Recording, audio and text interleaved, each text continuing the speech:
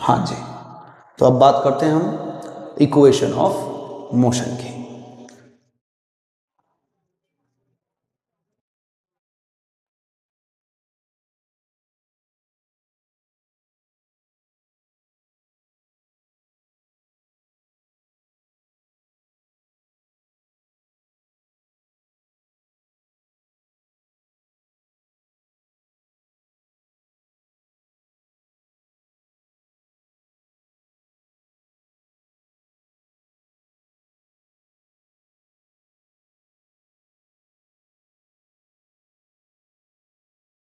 तो equation of motion start करते हैं। उसके लिए मैंने आपका ग्राफ ड्रॉ किया है, जरा एक बार ध्यान से देख लीजिए।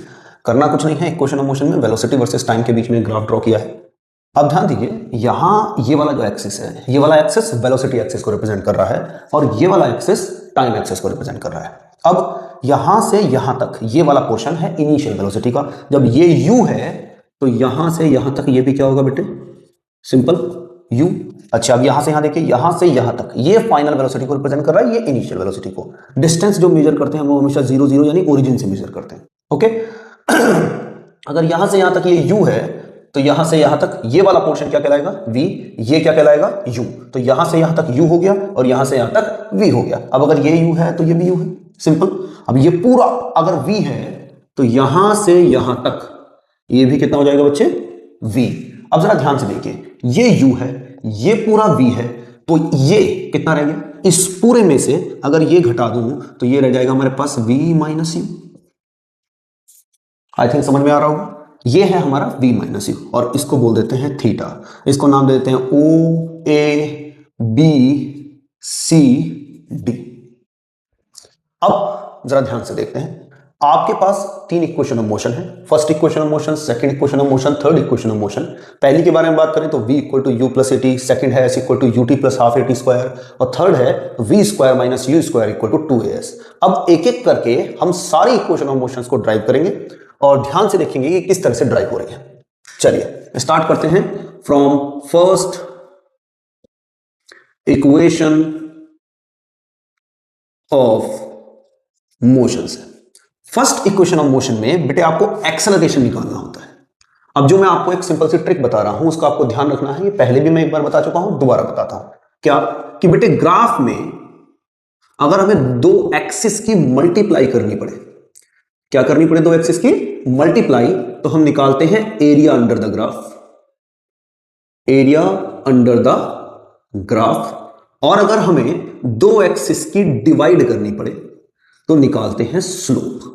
ठीक है, पहली लाइन। दूसरी, एरिया डिपेंड करता है शेप पे, तो जैसी शेप होगी वैसा एरिया निकलेगा। मान लो ट्रायंगल हुई तो half into base into height, rectangle हुई तो length into breadth, that depend completely upon the shape. लेकिन स्लोप एक बहुत सारे फॉर्मूले कैरी करके चलता है, जिसमें सबसे कॉमन फॉर्मूला है वाई एक्सिस को एक्स एक्सिस से डिवाइड कर दो, या तो हम इसको ऐसे बोल सकते हैं y2 minus y1 upon x2 minus x1, या y अपॉन x।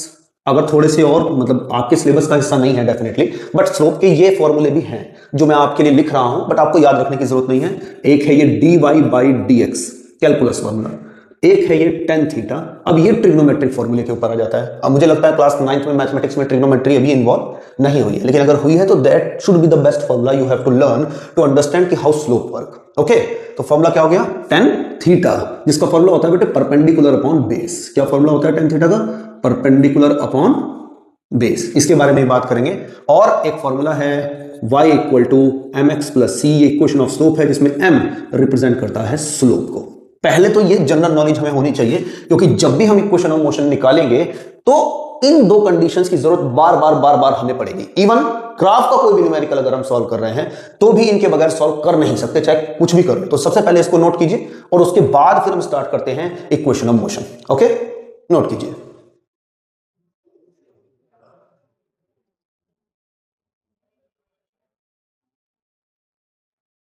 नोट किया, रब कर दे। हाँ जी, अब जरा ध्यान दीजिए। अब सबसे पहले इक्वेशन ऑफ मोशन निकालने जा रहे हैं एक्सेलरेशन की। अब जरा ध्यान दें, एक्सेलरेशन का फॉर्मूला क्या है, एक्सेलरेशन का फॉर्मूला है वेलोसिटी अपॉन टाइम। क्या फॉर्मूला है एक्सेलरेशन का, वेलोसिटी अपॉन टाइम या change in velocity upon time. हम लिख भी चुके हैं, समझ भी चुके हैं। अब जरा इधर ध्यान दें, तो वेलोसिटी तो ये रही इधर और टाइम ये रहा।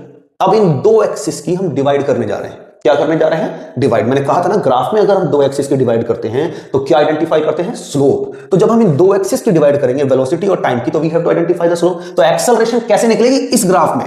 वेलोसिटी को टाइम से डिवाइड करके नहीं, we just have to identify the slope. Slope किसका? ग्राफ का। ग्राफ कौन है? यहां से यहां तक, ए से बी तक, तो लिख दो slope of A B. Slope of A B. अब ध्यान दो जरा, स्लोप के तो बहुत सारे फॉर्मूले थे, जिनमें फॉर्मूला था tan थीटा का। क्या फॉर्मूला था वो? Perpendicular upon base. जरा ध्यान दो, ए बी कहां से कहां तक है? यहां से यहां तक। जो परपेंडिकुलर है इस ग्राफ का वो ये रहा। भाई पाइथागोरस तो की है ना, पाइथागोरस तो कई बार लगाई है। तो जरा इस ट्रायंगल को ऑब्जर्व करो, ए बी सी, ठीक है। अब ध्यान दो, in triangle A B C slope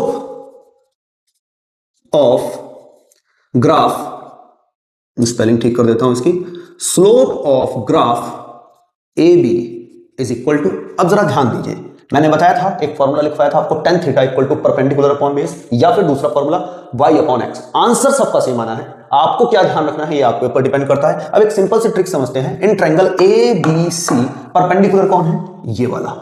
base कौन है? ये वाला। तो मैं लिख सकता हूं slope of graph A B equal to perpendicular यानी बीसी अपॉन बेस एसी। अब जरा मुझे बताएंगे बीसी कौन से एक्सिस में आ रहा है? वाई एक्सिस में। और एसी कौन से एक्सिस में आ रहा है? एक्स एक्सिस में। तो कर अभी भी हम वाई अपॉन एक्स ही रहे हैं, लेकिन हमें पता होना चाहिए कि कितना वाई लेना है कितना एक्स। पूरा नहीं लेना है क्योंकि ग्राफ तो यहां से यहां तक है, तो ये वाला हिस्सा लेना है और ये वाला हिस्सा लेना है। तो सिंपली क्या बोल रहा हूं मैं, slope of graph A B निकालने का क्या फॉर्मूला लगाएंगे हम? परपेंडिकुलर यानी बीसी अपॉन एसी। लगाइए जरा, बीसी अपॉन एसी। अब जरा ध्यान दीजिए, A equal to, A slope ही तो है, इक्वल टू लिख दो BC upon AC. A equal to बेटे बीसी की वैल्यू कितनी है? v माइनस यू, तो लिख दिया v minus U upon AC. अब जरा ध्यान दो, यहां से यहां तक की डिस्टेंस कितनी है? t। तो यहां से यहां तक की डिस्टेंस भी कितनी होगी? t। सिंपल। अरे इसके पैरेलल है ना। तो ध्यान दो, ac की वैल्यू कितनी हो गई?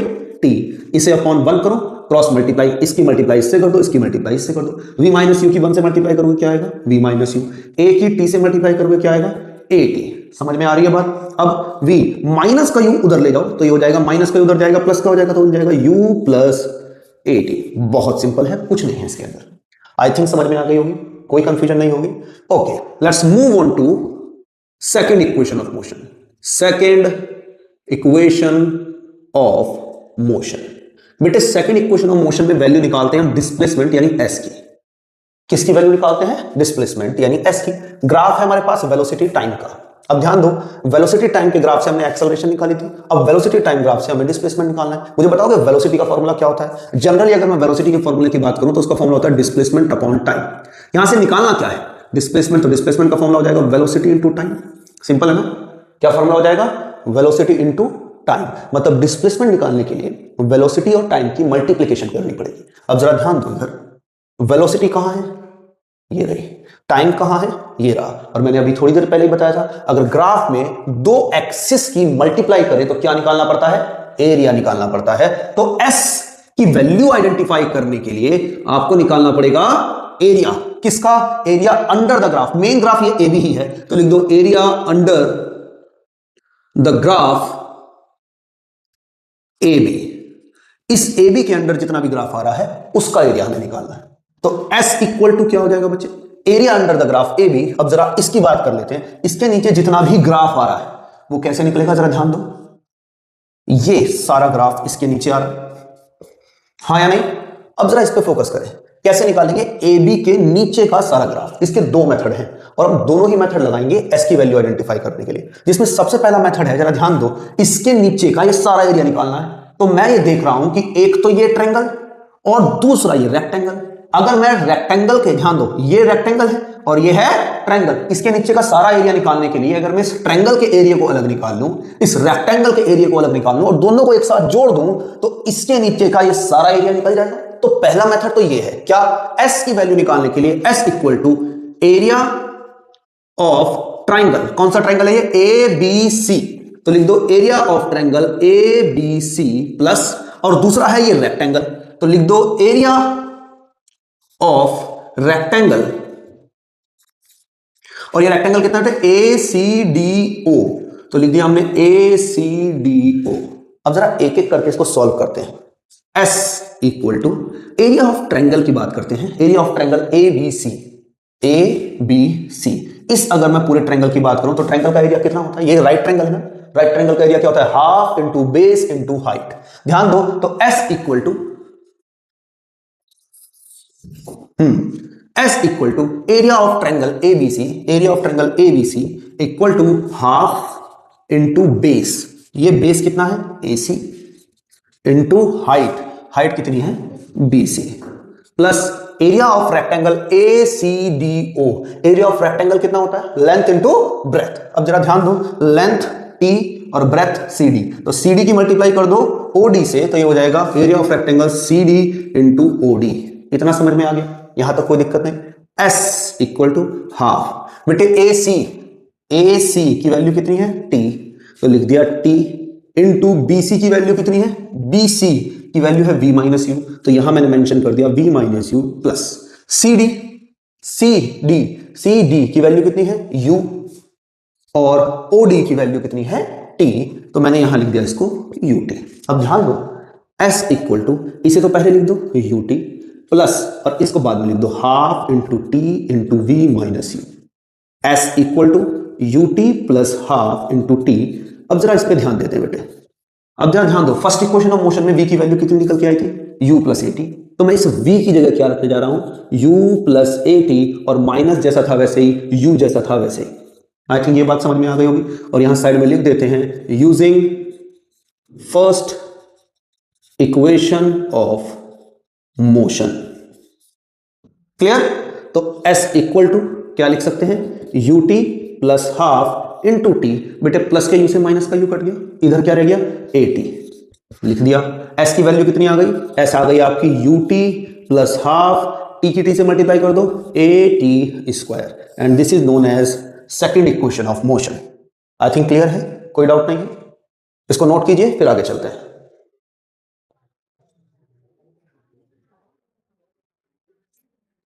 अब जरा ध्यान दीजिए, let's move on to the third equation of motion. Third equation of motion. अब थर्ड इक्वेशन ऑफ मोशन में भी वैल्यू बेटे S की ही निकालनी, और S की वैल्यू निकालने का तरीका तो हम जानते हैं, क्या? एरिया निकालना होता है। तो लिख दीजिए area under the graph AB, ठीक है। अब हम ये बात जानते हैं एरिया अंडर द ग्राफ कैसे निकालते हैं? ट्रायंगल के एरिया में रेक्टेंगल का एरिया ऐड कर दो। मैंने कहा था इसके दो तरीके हैं, जिसमें पहला तरीका हमने इंप्लीमेंट किया था कि हमने ट्रायंगल के एरिया में रेक्टेंगल का एरिया ऐड कर दिया था। अब जरा ध्यान दीजिए S की दूसरे तरीके से कैसे निकालनी है। निकालना ये पूरा एरिया ही है हर बार, लेकिन कैसे निकलेगा? अब जरा ध्यान दो, ये वाली साइड इस वाली साइड के पैरेलल है, और हम जानते हैं अगर हमारे पास 4 लाइंस हैं जिसमें आमने सामने की साइड पैरेलल है, तो हम उसको क्या बोल सकते हैं? ट्रापीजियम। क्या बोल सकते हैं? ट्रापीजियम। तो इमेजिन करो, बीच वाली ये लाइन गायब कर दो दिमाग के अंदर। अब हमारे पास क्या बचा? OABD, ये पूरी शेप बची, जिसमें इस पूरे के नीचे का अंडर का सारा एरिया कैलकुलेट करना है। ये सब, ये सारी वैल्यू एक साथ निकालेंगे अब हम। अब कैसे निकलेगी जरा इस पे ध्यान दीजिए। हमें करना क्या है? बस इतना इमेजिन करना है कि बीच में कोई लाइन नहीं है। OABD मैं लिख सकता हूं डायरेक्ट क्या? Area of trapezium, OABD। Area of trapezium कितना होता है? ये बात तो हमें रटी पड़ी है। कितना होता है area of trapezium? Half into sum of parallel sides into distance between them. Easy peasy. S equal to half. अब सम ऑफ पैरेलल साइड, ध्यान दो मैंने बीच वाली लाइन को तो गायब करा दिया, तो जो दो पैरेलल साइड बची हैं, ये है, ये है, ये है, ये है। पैरेलल साइड कौन सी होती है? दिखने में जो एक जैसी होती है, बराबर नहीं, एक जैसी। ये भी स्ट्रेट, ये भी स्ट्रेट, ये दोनों नहीं है। तो पैरेलल साइड कौन सी है? कि ये है और एक ये है। तो इन दोनों का सम करना है, तो इसको इसके साथ जोड़ दो। तो ध्यान दो, हम किसको किस में जोड़ रहे हैं? पैरेलल साइड को एक दूसरे से जोड़ रहे हैं, यानी AO को जोड़ रहे हैं BD से। तो लिख दो इंटू AO प्लस BD, और डिस्टेंस बिटवीन देम, इन दोनों पैरेलल साइड के बीच का डिस्टेंस कितना है? T, तो इंटू T। यहां तक हमारा क्लियर है। अब आगे देखिए, S equal to half AO plus BD। AO की वैल्यू कितनी है बेटे? U, और BD की वैल्यू कितनी है? V। तो हम लिख देंगे V plus U, sorry AO की हो गई U प्लस BD की हो गई V इंटू T। अब जरा T के बारे में बात करते हैं। S इक्वल टू 1/2, इसको थोड़ा रीअरेंज करेंगे। U प्लस V को हमने लिख दिया V प्लस U, और बात करते हैं यहां T की।